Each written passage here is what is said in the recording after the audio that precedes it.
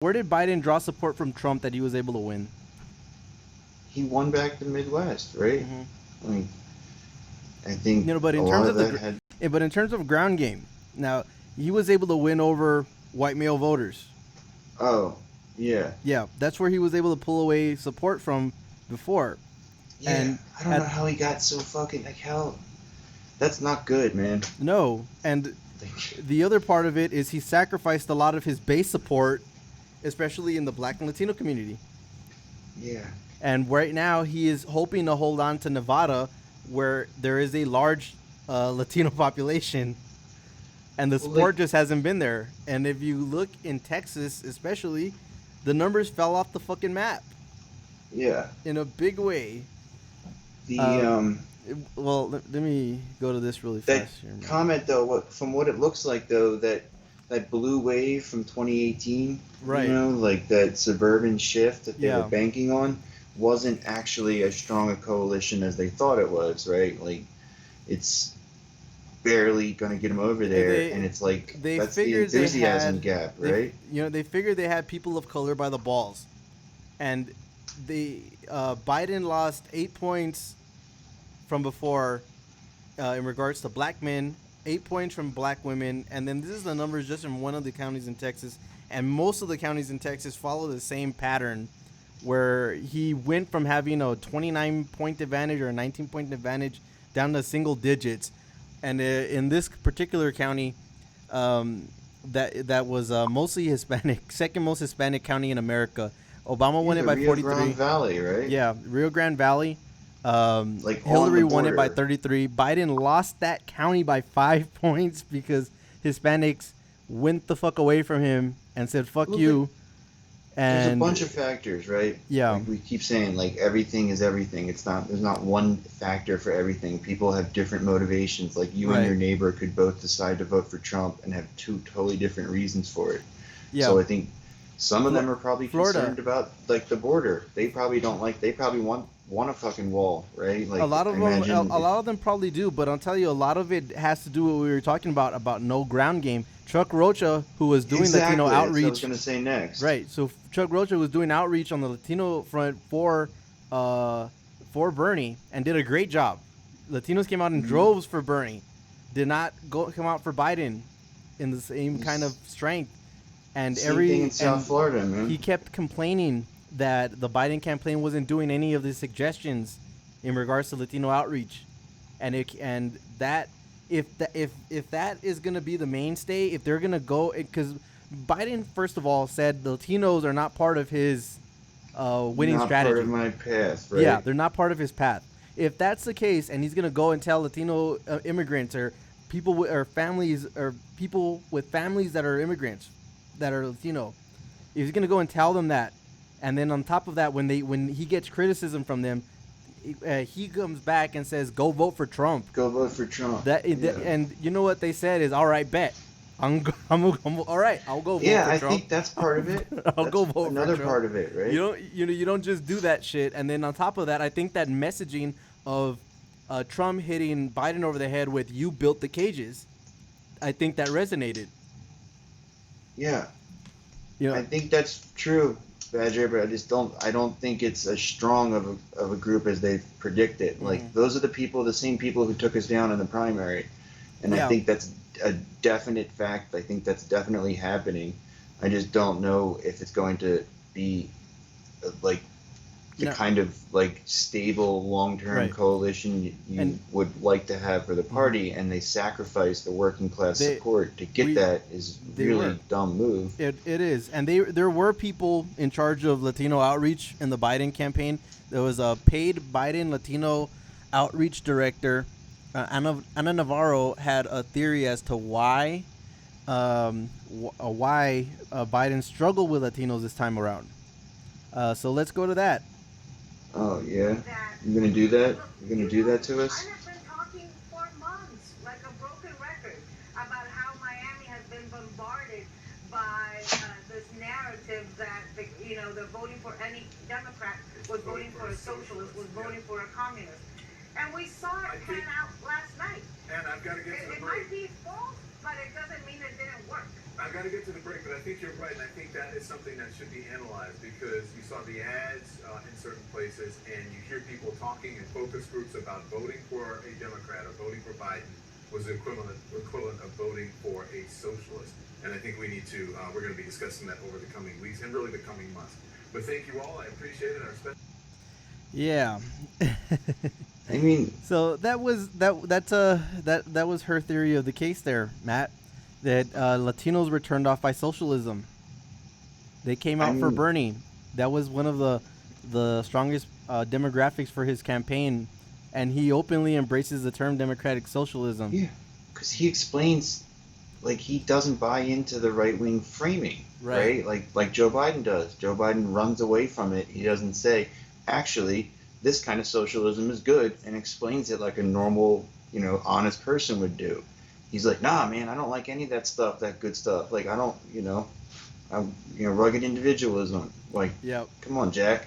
And then it's just such a dumb thing because it makes you look weak, first of all, for bowing to their narrative. And then second of all, you don't have the good policies on your side. You don't have, like, the way Bernie owns it. He's like, listen, he explains to people, your money's going to the top and not to you. Right. So is it generational? That's a good question. So I don't think they're gone forever. I don't know if they are. If they continue with that same kind of strategy, they've shown that they don't have to vote for them, and that is going to be a problem if they don't. Yeah. So here's the thing, though: is it generational?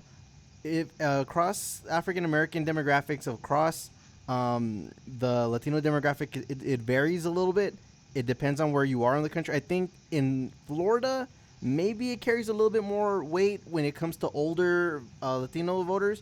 Here, I can tell you, look, anecdotally, if I can speak here,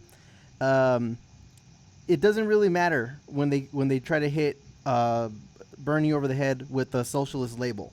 When I've gotten and done outreach and gone door to door and talking about what Bernie wants to do, and then they ask, a lot of times I get asked, but why do they call him a socialist? And I explain to them, this is what they call socialism.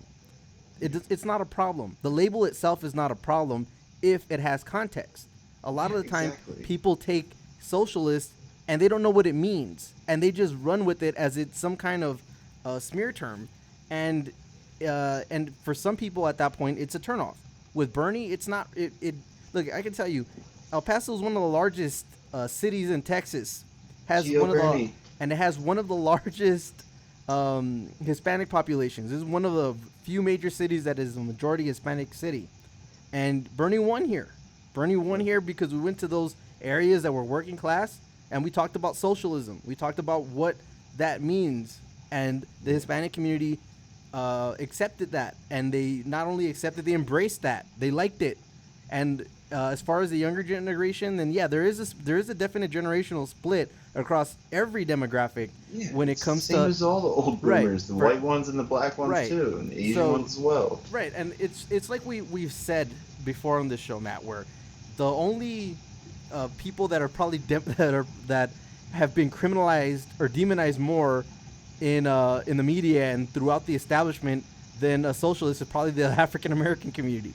Yeah. That's about it. And a lot of times those two communities intertwine because some of our most prominent socialist leaders are all from the African American community. Yeah. So it makes that a little bit more of a slam dunk for the establishment. But no, the socialist label is not something that was not something that you needed to run away from. It was something you needed to run toward and explain. In fact, like if you were a smarter kind of politician, you would look and say, this is what all of our great heroes from the past were socialist, would be called socialists now. Right. Like if you're a good person and you're in the public eye and you're doing enough work, you're bound to be called a socialist in this country. Like that's what they call anybody who's not, strictly for the status quo, enriching the ruling class. Like if you have any kind of, redistributive agenda, like any kind of halfway decent policy, you're going to get called a socialist. People want to know what the hell you're going to do. They want to know what you're going to do with your tax money, with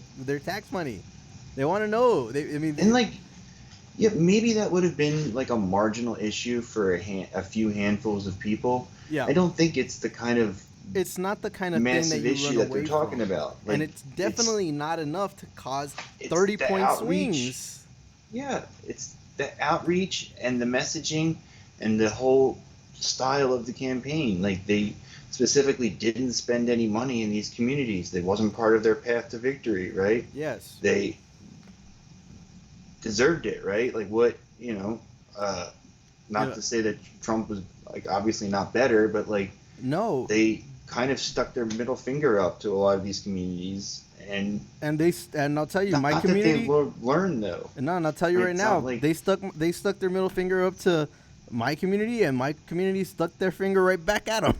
So they spent I can't $200 get million mad on those fucking shitty candidates in the South, and huge swaths of the country just didn't get any money spent on bringing them the message, and they are going to try to blame the voters as usual, right? And they're going to try and find ways to blame the left, obviously. Like, we'll see what they come up with. Like, you saw Navarro there, like, I have friends who are Contras, like, she has the audacity to, like, go on TV and insult somebody else. Yeah. But that, I don't know. There are some idiots trying to say that there's, like, a strongman thing, that, like, that's the legacy of the, like, Latin American immigrants, is, like, an affection for strongmen leaders, which that's not something I've ever noticed. No. Like I said, maybe a handful of people, but I think the major cause was just outreach and messaging, right? Yeah. It wasn't, and even if, like, Biden does have technically, like, he probably has a more humane immigration policy, like, that might go into some people's considerations, but it was certainly not a big part of his campaign messaging, right? Like, the only things he talked about were Trump's mishandling of the coronavirus. It was like racism. Right. It was it was a whole thing, and the way he talked about racism wasn't in a way that addresses concerns for people of color. It was a way to not make white people feel bad. Yeah, that's what it was. Exactly. It was. Just shows you it was a whole wave of virtue signaling that was meant to play towards the MSNBC crowd.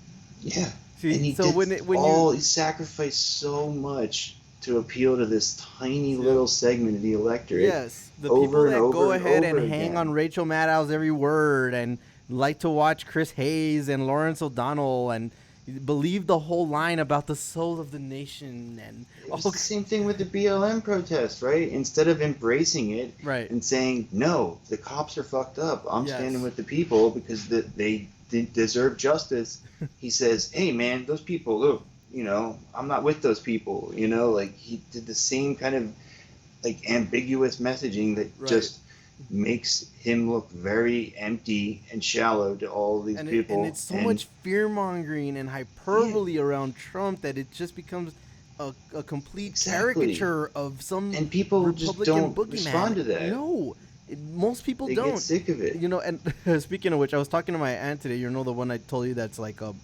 the rad lib, the one that just watches MSNBC all day. So she called. So I talked to her this morning. And I calmed her down and let her know that Biden was about to win.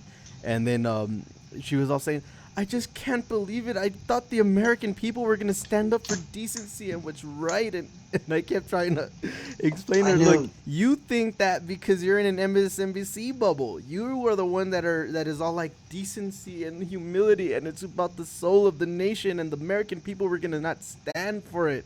And that's not how